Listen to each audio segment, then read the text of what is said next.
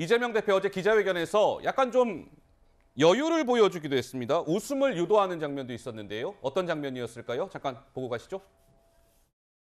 성남시장으로 있을 때 왜 그렇게 오바하느냐 뭐 이런 취지의 질문을 많이 받았습니다.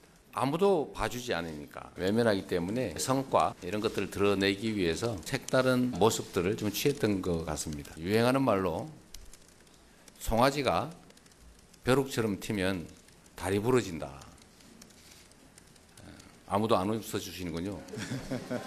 사이다가 아니다 또는 사이다 맛이 많이 빠졌다 이런 지적들을 하시는데 최대 다수당의 대표로서 그 책임감과 무게 때문에 함부로 행동하기가 좀 어렵고 책임감 때문에 많이 진중해질 수밖에 없다. 언제나 권한에는 책임이 따르는 것이니까요. 자, 이재명 대표 어제 또 이런 얘기도 했습니다. 윤석열 대통령한테 대통령님 우리 좀 만납시다. 좀 만나요. 이렇게 만남을 제의하기도 했습니다. 그 목소리도 준비되어 있습니다. 이어서 들어보시죠.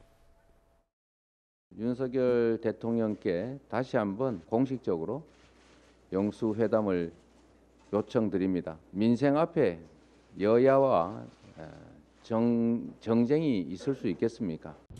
여야를 떠나서 민생을 구하고 또 더 나은 사회를 위해서 머리를 맞대고 논의할 수 있는 민생경제 영수회담을 다시 한번 촉구합니다. 그동안 정부는 말로는 협치를 내세우면서 권력기관을 동원한 야당 파괴, 정적 죽이기에 골몰했습니다. 저는 이미 여러 차례 대통령과의 회담을 제안했습니다. 그 제안은 지금도 유효하다는 말씀을 드립니다. 대통령이 지금 범죄 피의자와 면담할 때는 아니라고 생각합니다. 도둑 우른한데 도둑은 누가 도둑입니까 도대체? 내가 속으로 작게 외쳤어요. 반사 이렇게 했어요.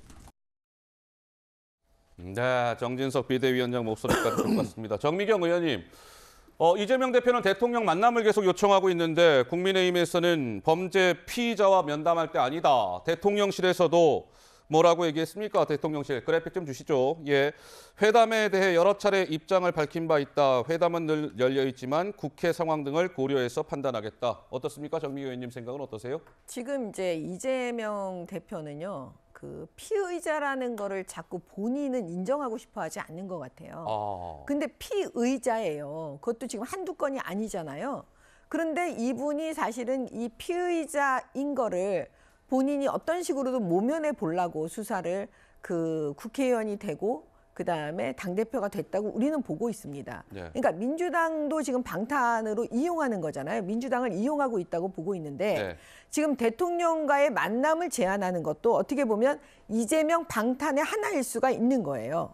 그러니까 이 대통령과의 만남을 그 어떻게 보면 본인의 그 범죄 혐의에 대해서 그 방탄의 하나로 이용할 수 있다라고 생각을 하기 때문에 대통령이 검찰총장도 하셨고 검사를 하셨기 때문에 네. 피의자의 심리를 너무 잘 아는 거죠.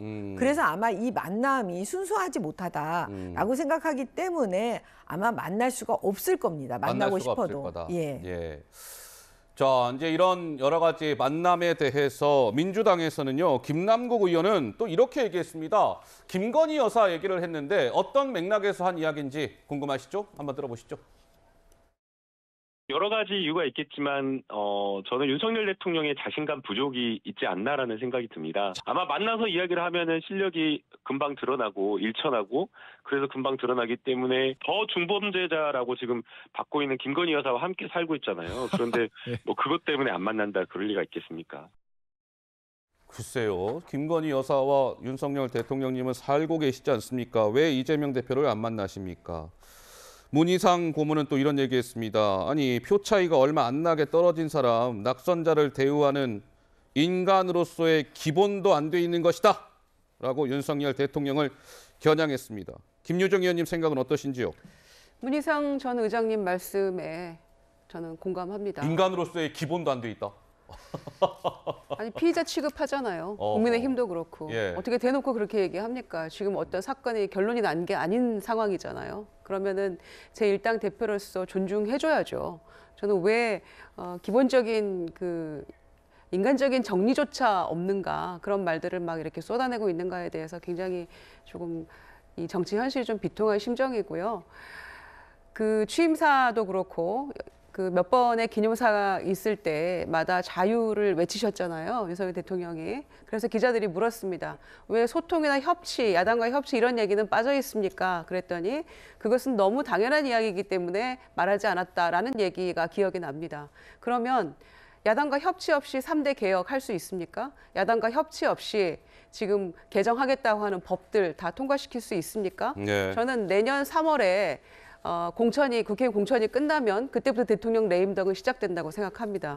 그리고 적어도 앞으로 향후 1년 반 동안에는 야당과 협치 없이는 그 어떤 것도 해낼 수 없는 게 지금 윤석열 정권의 현실인데 네. 어떻게 취임하고 해가 바뀌는 동안에도 야당 대표를 한 번도 안 만날 수 있습니까? 과거에는 대통령실에서 야당 대표들 만납시다 해도 가야 돼 말아야 돼 이렇게 지도부에서 야당 지도부에서 고민하고 논의하고 답을 주고 이렇게 했었거든요. 네. 그런데 이거는 거꾸로 돼도 한참 거꾸로 된 거 아닙니까? 어떻게 6번씩이나 이렇게 요청을 하고 만나서 논의합시다 이렇게 얘기를 하는데도 피의자니 이런 얘기 해가면서 대통령이 뭐라고 얘기했습니까? 여당이 정상화되면 만나겠다 이렇게 하지 않았습니까? 그러면은 정상으로 가고 있는 당을 비정상으로 만들어서 비대위 만들어 놓고 이제 3월 8일 날 전당대회 끝나면 그럼 만나야 되는 거 아닙니까? 그런데도 왜 여전히 이렇게 굉장히 자극적인 이런 얘기까지 써가면서 단박에 거절하는 이런 모습 보이는지 이렇게 해서 윤석열 정권이 성공할 수 있겠습니까?